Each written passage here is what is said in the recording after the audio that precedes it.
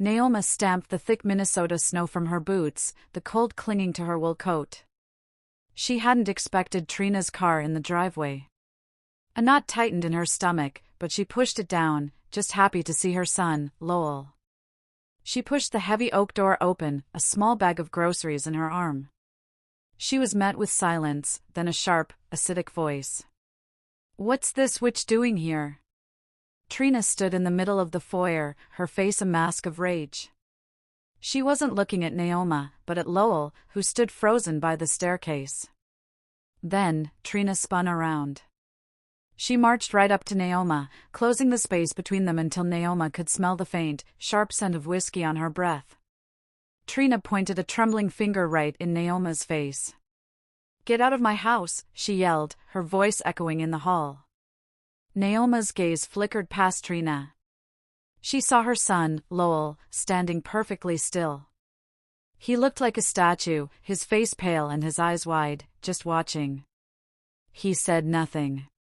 He didn't move. His silence was a betrayal all its own. The sting of humiliation faded, replaced by a cold, hard resolve.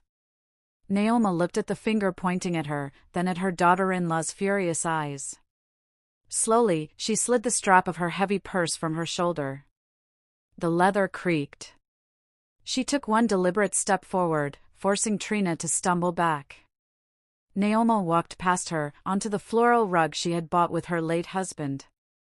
She placed her purse on the small entry table, right next to a photo of Lowell laughing at his 10th birthday party. Only then did she turn back. Her voice was quiet, but it cut through the tension like a blade.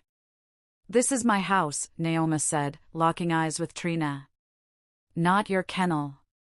Trina's jaw dropped. She looked to Lowell, her eyes screaming for him to defend her. But Lowell just stared at the floor, his hands clenched at his sides. He seemed unable to breathe, trapped. Naoma ignored them both. Her hands were shaking, but she calmly began to unbutton her coat. She knew this night was a turning point. What she did next, neither of them would ever forget. As she turned to hang her coat, her eyes caught something on the polished floor. Tucked near Trina's high-heeled boot was a crumpled piece of paper. It was a receipt, with a large, circled charge from a motel on the edge of town. Trina let out a short, ugly laugh. "Kennel? You think you're clever, don't you, old woman?" Naoma didn't answer. She bent down slowly, her knees creaking, and picked up the crumpled receipt. She held it up. The paper was dated yesterday. "What is this, Trina?" Trina's face paled under her angry flush. "That's none of your business." It was a work thing. A friend. She snatched the receipt from Naoma's hand and stuffed it in her pocket. "Mom," Lowell finally spoke. His voice was a weak croak. "She's just stressed. We're all tired. Let's just have dinner." "No," Naoma said. The single word hung in the air. She was tired. Not just from her trip, but a bone-deep weariness. "I'm going to my room." She walked past them, not waiting for a reply. She put her hand on the banister and pulled herself up the stairs, one step at a time. Each step felt heavier than the last. She could hear them start to whisper-argue downstairs. Trina's voice was sharp. Lowell's was muffled, pleading. Naoma reached her bedroom door. All she wanted was to close it, lock it, and be alone in her own space. She pushed the door open. And she froze. The room was destroyed. Clothes were pulled from her drawers and thrown on the floor. Her curtains were half torn from the rod. Her reading lamp was smashed on the ground. But it was the sight on her dresser that made her heart stop. Her antique jewelry box, the one her late husband had given her, was on the floor. It was open. And it was empty. They didn't just disrespect her, they stole from her. Naoma sank onto the edge of her bed, her hand covering her mouth. The pearls her husband gave her for their 20th anniversary. Her own mother's locket, All gone. This wasn't just disrespect. It was a violation.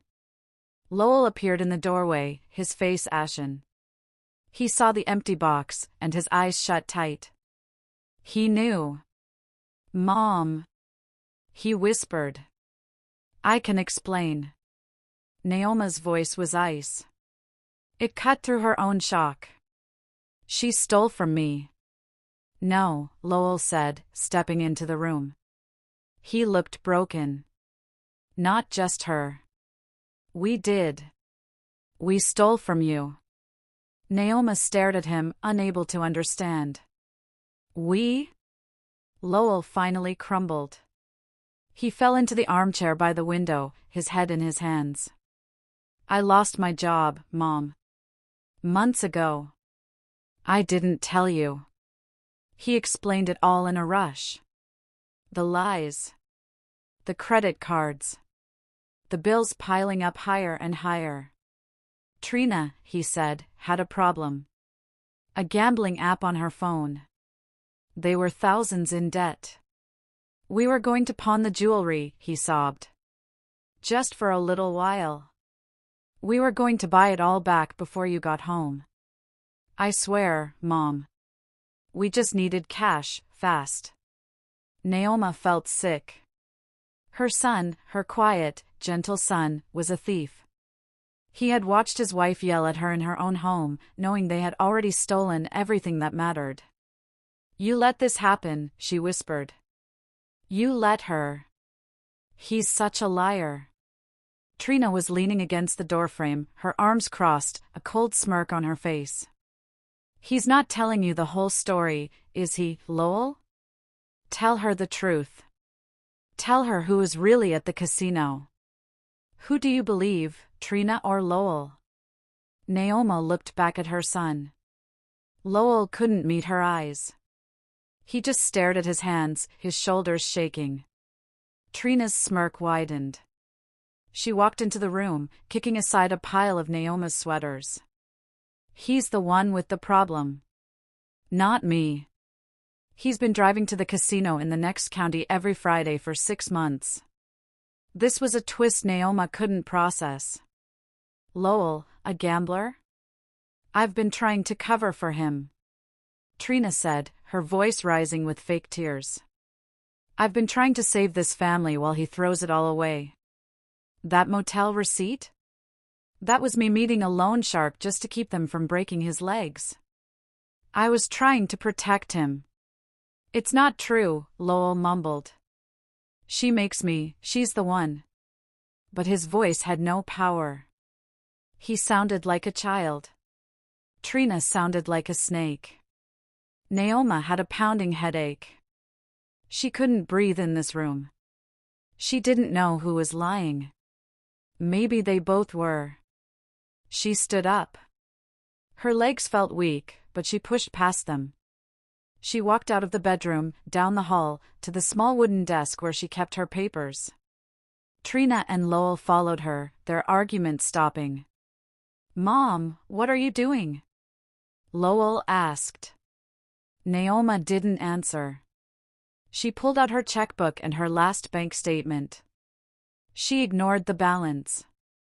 She picked up the phone on the desk and dialed the number for her bank's automated service. She punched in her account number. She punched in her PIN. She put the phone on speaker. A polite, robotic voice filled the silence. "Your current savings account balance is $43.18. They had taken everything. They drained her life savings. Naoma has nothing left." Naoma quietly hung up the phone. $43. All those years of saving, of working double shifts at the diner after her husband passed.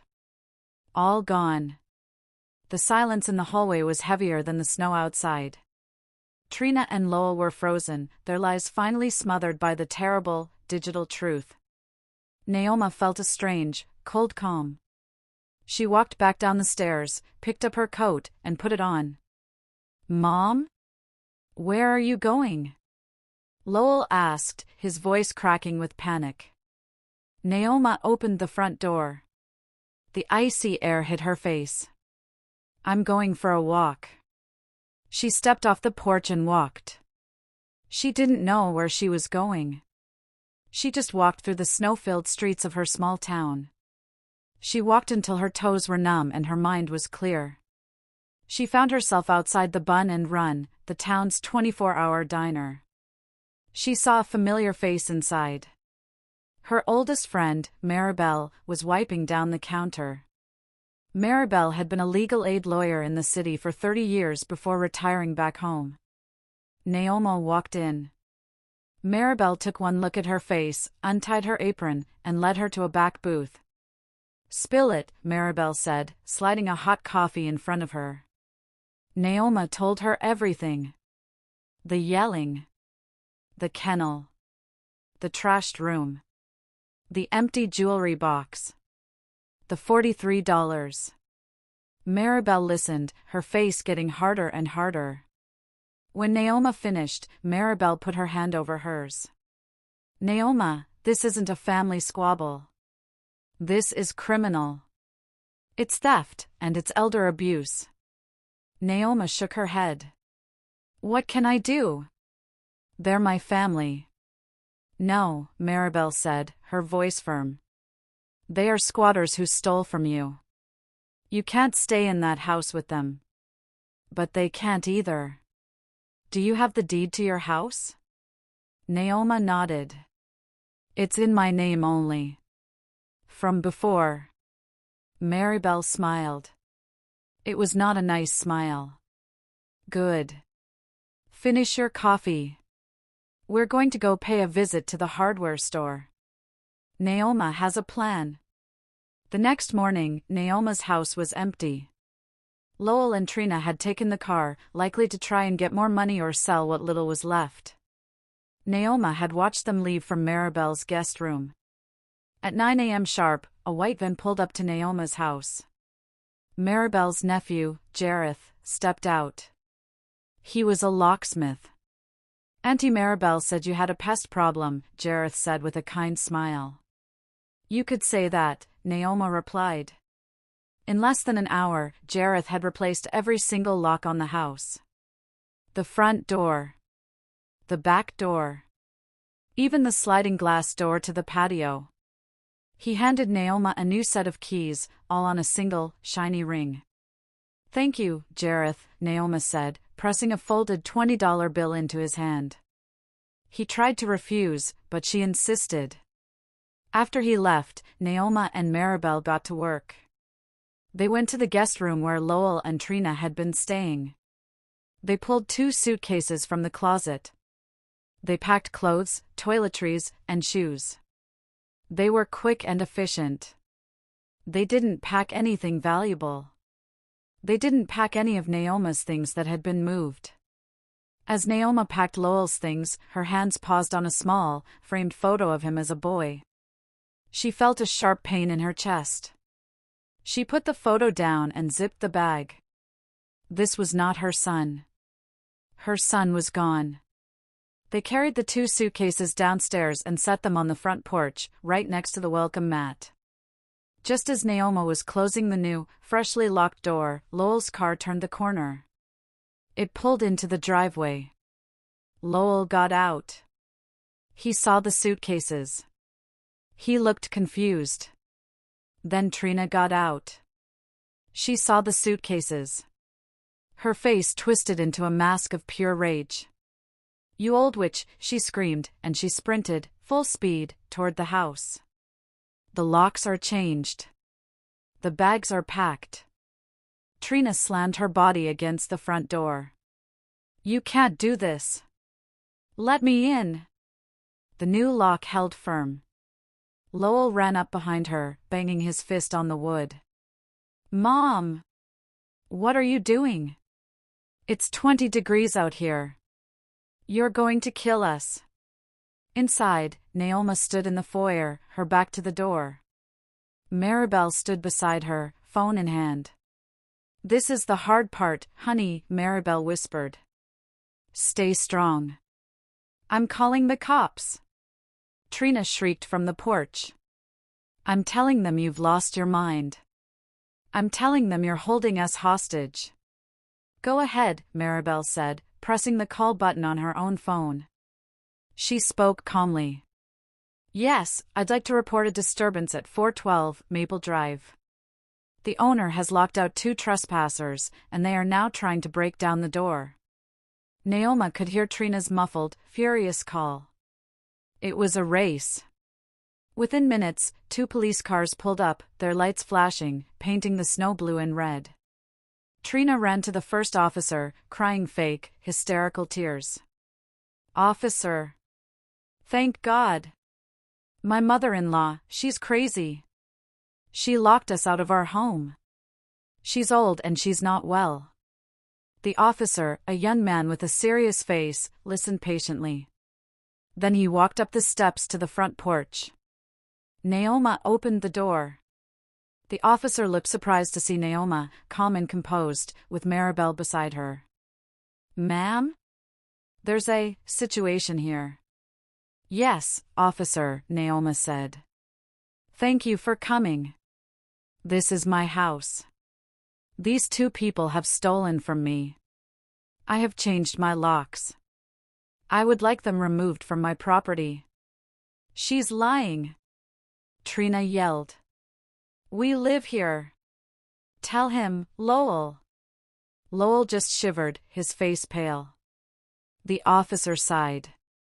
Ma'am, do you have proof of residency? Trina smiled, reaching for her purse. I do, Naoma said, and handed the officer a folder.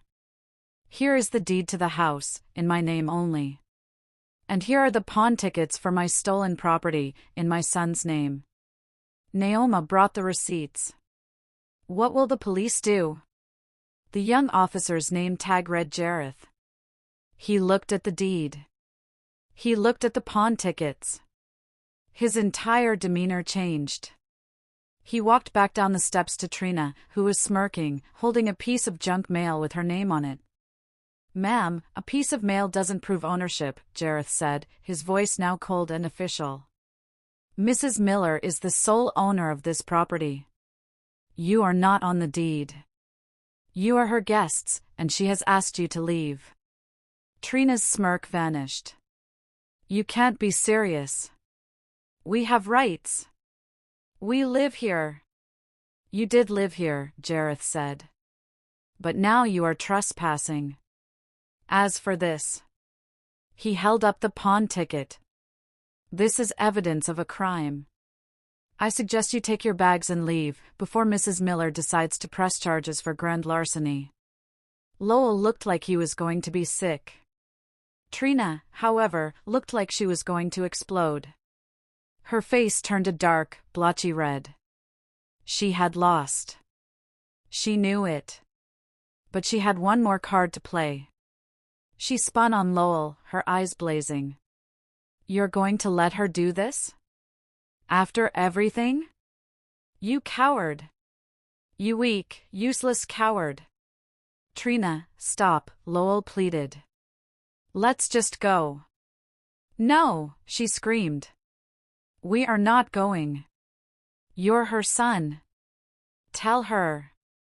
Tell her the real reason we can't leave. Tell her, Lowell, or I will. Lowell looked horrified. Trina, no. Don't. Don't what? Naoma asked, stepping onto the porch. Trina pointed a shaking finger at Naoma. You think you've won? You think you can just throw us out? Ask your son.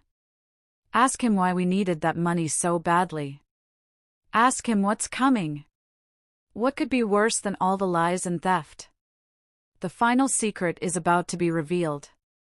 Tell her. Trina shrieked again, her voice cracking in the cold air. Lowell was shaking, his tears freezing on his face. Mom. We. He can't say it. Trina laughed, a sound with no humor. He can't even do that. She stepped forward, her eyes locked on Naoma. I'm pregnant. The words hit Naoma like a physical blow. She staggered, grabbing the doorframe for support. Pregnant. All the air left her lungs. A grandchild. That's right, Trina said, her voice dripping with venom. She put a hand on her stomach. You're going to throw your own grandchild out in the snow. How does that feel, you monster? The officer, Jareth, looked down, uncomfortable. This was now far beyond his control. Naoma's world tilted. All the anger, the resolve, it all wavered. This was why they were so desperate. This was the secret that had driven her son to destroy their lives. A baby. She ignored Trina. She looked only at her son. Her voice was flat, hollow. Is this true, Lowell? Lowell wouldn't look at her. He just nodded, his face buried in his hands, his shoulders heaving with silent sobs. A baby. Her grandchild. Naoma stood in the doorway, the wind whipping the snow around her feet. Trina watched her, a triumphant, hateful smile on her face. She thought she had one. She thought this was the one thing that would break Naoma. Naoma looked at her son, a broken man. She looked at her daughter-in-law, a venomous snake. And she looked at the house, her house. She took a deep breath. She had one last choice to make. This changes everything. The silence on the porch was deafening, broken only by Lowell's muffled sobs. Trina stood tall, her arms crossed, waiting for Naoma's surrender. Naoma looked at her son. Only at her son. Lowell, she said. Her voice was quiet, but it cut through the wind. He looked up, his eyes red and desperate. You may come in, Naoma said clearly. You can get warm. We will find you a job. We will find a doctor for the baby. Trina's eyes widened. What about me? Naoma's gaze finally moved to her daughter-in-law. It was steel. She cannot. This was the test. Lowell froze, trapped. He looked at Trina, the mother of his child, screaming and furious. Then he looked at Naoma, his mother, standing in the warm doorway, offering a chance. He saw the pawn tickets in the officer's hand. He saw the wreckage of his life in the 2 suitcases. Lowell! Trina shrieked. You're not serious. You're not choosing her over me. Over your baby? Lowell looked at Trina, and for the first time, the fog seemed to clear from his eyes. He saw the lies, the manipulation, the rage. He saw the kennel she had created. I can't, Trina, he whispered, his voice finally firm. It's over. I'm done. Trina's face twisted into a mask of pure hatred. Fine. Keep him. Keep your broken son. You'll both rot in this house. She grabbed her suitcase, spat on the sidewalk, and stormed off down the street. Lowell watched her go, then he turned, defeated, and walked up the steps. He paused in front of his mother. Mom. Not now, Naoma said. Just go inside. He stepped past her, into the warmth. 6 months later, Naoma's house was quiet. Lowell was working at the local hardware store. He went to meetings every night in the church basement. He was in therapy. He was slowly, painfully, rebuilding his life. Naoma sat in her rocking chair, knitting. She was knitting a small, yellow bootie. In the corner of the living room, a new bassinet sat, empty, waiting. Lowell came in, his face tired but clear. He put his hand on his mother's shoulder. Thank you, Mom. Naoma looked down at her knitting. The baby is innocent, Lowell. And you will be a father. She looked up, her eyes meeting his. But this is our house. And it will be a home. Not a kennel. Naoma got her house back, but her fight is just beginning. What do you think will happen when the baby is born? Thank you for watching. And don't forget to like, share, and subscribe, and let us know where you're watching from.